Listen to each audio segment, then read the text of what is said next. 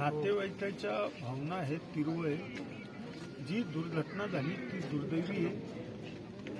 आम्ही ठेकेदार असन जसं काल माननीय मुख्यमंत्री महोदय यांच्याशी चर्चा करून आपण 5-5 लाख रुपये शासनाची मदत केली आणि त्यांना सगळ्या जखमीला आपण हॉस्पिटलमध्ये नेऊ आणि आपण संबंधित एजन्सी जी असेल त्या एजन्सीलाही बोललो की संबंधित मूर्त नातेवाईकाच्या वारसाला तुम्ही मदत केली पाहिजे.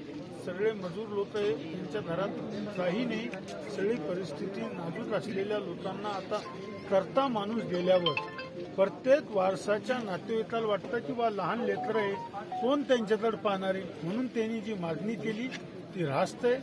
त्यांना मदत कशी काही ना काही कशी मिळेल हे आमचे प्रयत्न आहे. आम्ही आत्ता त्यांचे एक्झिक्युटिव्ह इंजिनियर MSRDCचे काही ठेकेदारची माणसं येणार आहे, त्यांच्याशी चर्चा करून आम्ही हा प्रॉब्लेम सॉल्व्ह करणार आहे. याबाबत काही मुख्यमंत्र्यांशी काही बोलणं झाले का? नंतर माझं कालच मुख्यमंत्री महोदयाशी चर्चा झाली आणि तेव्हा माननीय मुख्यमंत्री महोदयांनी सांगितलं की 5-5 लाख रुपये आपण वारसाला देऊ आणि जखमींच्या वेळी उपचाराला मदत करू. वारसांना देखील कामावर घ्या समृद्धी महामार्ग असं देखील नागरिकांनी 100% भावना आहे. कारण की करता माणूस जेव्हा जातो प्रत्येक नातेवाईकाची भावना असते की आता करता माणूस गेला, त्यांना मदत मिळाली पाहिजे, नोकरी मिळाली पाहिजे.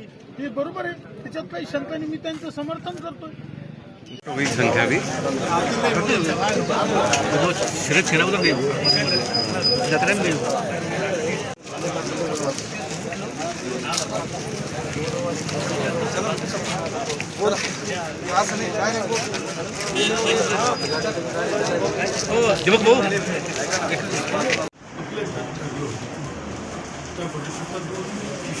बोला ना, आमचं असं बोलणं झालेलं आहे फोनवर.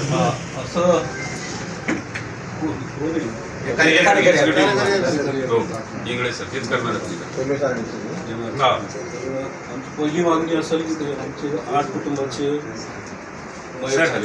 थोडं जे